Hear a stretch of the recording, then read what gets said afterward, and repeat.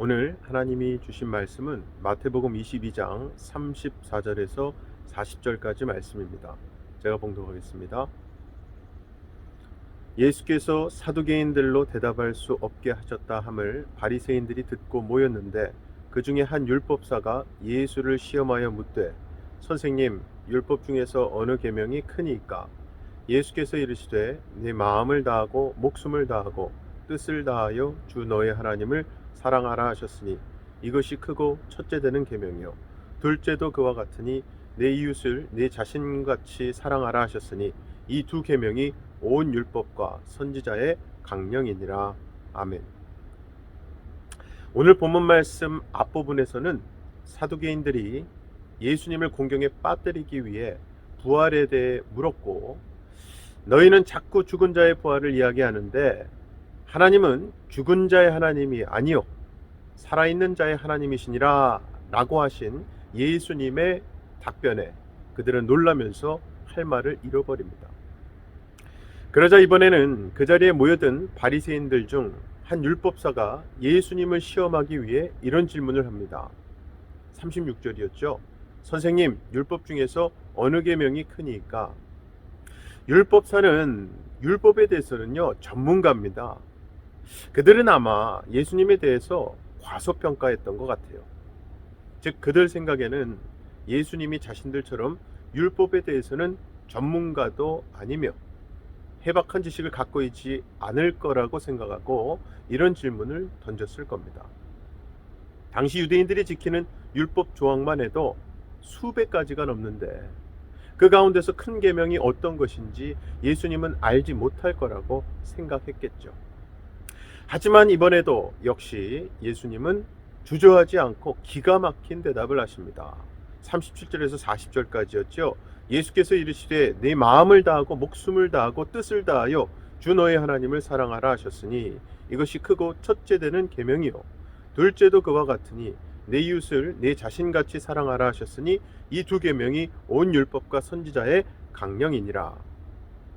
우리는 예수님의 이 답변 말씀에 대해서 율법사 역시 더 이상 할 말이 없게 된 이러한 내용들을 보면서 역시 예수님이 바리새인과 사두개인들보다 율법을 더 많이 아시는구나 생각하기가 쉽습니다.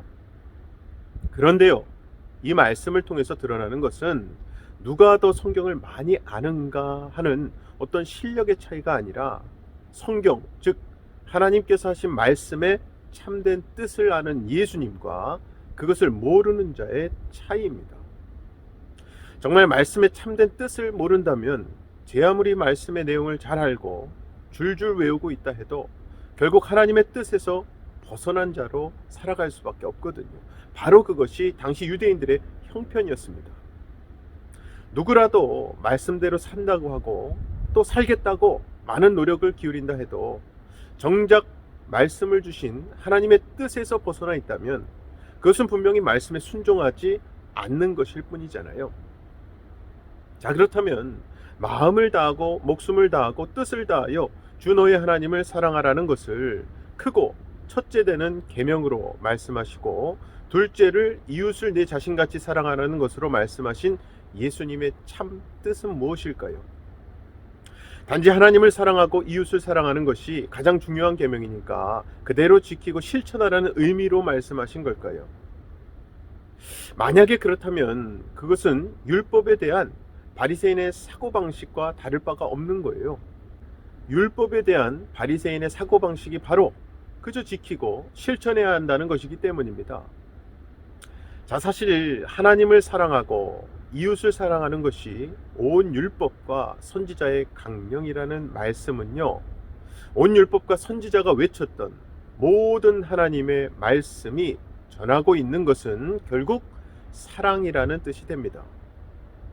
따라서 비록 표면적으로는 율법을 실천하는 것처럼 보이지만 정작 사랑에서 벗어나 있다면 그것은 결국 율법을 실천하지 않는 것이라는 뜻이 되기도 해요. 그런데요, 진짜 문제는 과연 우리에게 사랑이라는 실천이 가능하냐는 것입니다. 오늘 말씀에서 마음을 다하고 목숨을 다하고 뜻을 다하여 주 너의 하나님을 사랑하라는 것은 하나님 외에는 다른 사랑의 대상이 없어야 한다는 뜻이거든요. 이것은 다른 말로 하면은 내 자신까지도 사랑하지 말아야 한다는 겁니다. 하지만 정작 모든 사람의 마음과 목숨과 뜻은 전적으로 자기 자신에게 집중되어 있거든요. 정말 어떻게 사람이 자기 자신까지도 사랑하지 않고 하나님만 사랑할 수 있겠습니까? 게다가 말씀에 의하면 하나님 사랑은 이웃을 내 자신처럼 사랑하는 것으로 드러난다는 거예요. 아니, 나를 사랑하는 것과 다른 사람 이웃을 사랑하는 그 비중이 동일하다, 똑같다? 이것은요, 사람에게는 불가능한 겁니다. 고로 이러한 사랑에 대해 우리는 입을 다물 수밖에 없습니다. 즉, 감히 실천하겠다는 말조차도 할 수 없는 거예요.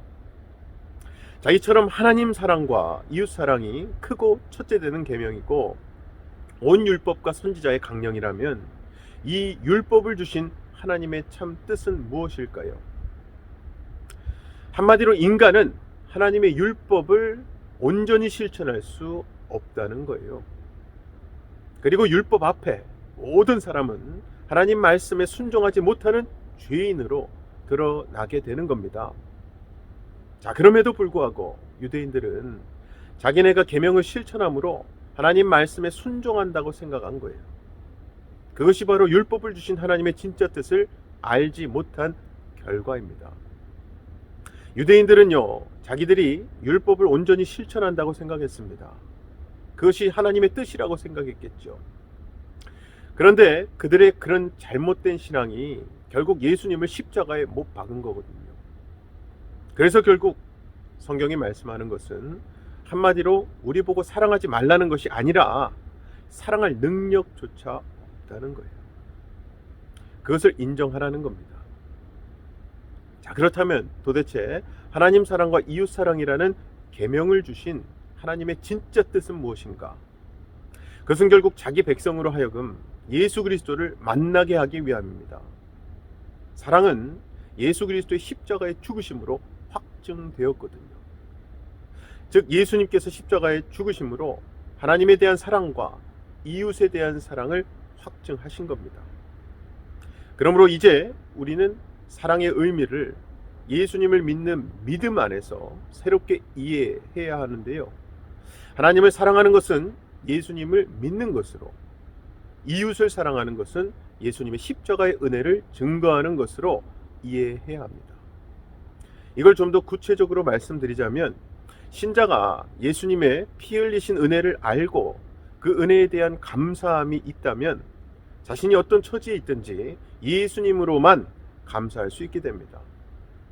즉, 비록 내가 너무나 힘든 처지라 해도 나의 죄 때문에 피 흘려 죽으신 예수님으로 인해 감사하는 거죠. 그 사랑하는 독생자를 보내신 하나님께 감사하게 됩니다. 이것이 바로 하나님을 사랑하는 것입니다. 이웃 사랑 역시 예수님을 믿는 믿음의 모습으로 드러나게 됩니다. 즉, 예수님 앞에서는 나도 죄인인 것을 인정하고 그 낮은 자리에서 내 이웃을 만나는 거예요. 그래서 여기에는 높임을 받을 사람이 따로 없습니다.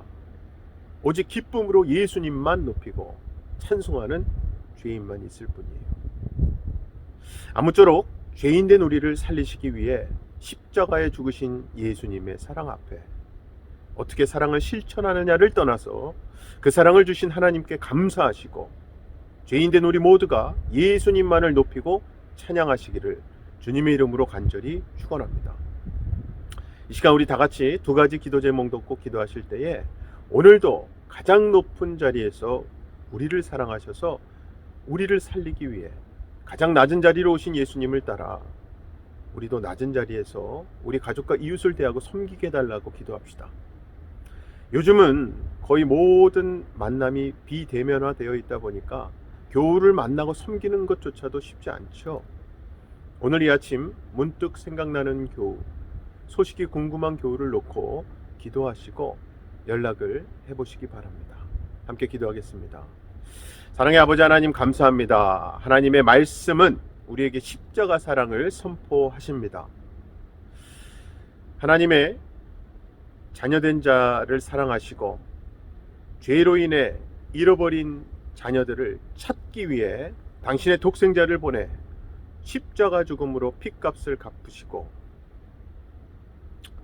우리를 당신의 자녀로 삼아주신 하나님, 그러한 하나님의 크신 사랑을 이웃에게 나누라는 하나님의 말씀은 우리가 그 사랑 나눌 수 있는 능력이 있어서가 아니라 우리는 사랑조차도 할 수 없는 존재이지만 하나님이 주신 사랑을 전해야 하는, 그 사랑 흘려보내야 하는 통로의 역할을 할 수 있음을 고백합니다. 하나님께 그 도움을 간절히 원합니다. 특별히 우리 교우, 우리 이웃들 중에 코로나로 인해서 비대면화되고 얼굴을 못 본 지, 연락을 안 한 지 오래된 분들, 이 시간 하나님 앞에 놓고 기도합니다.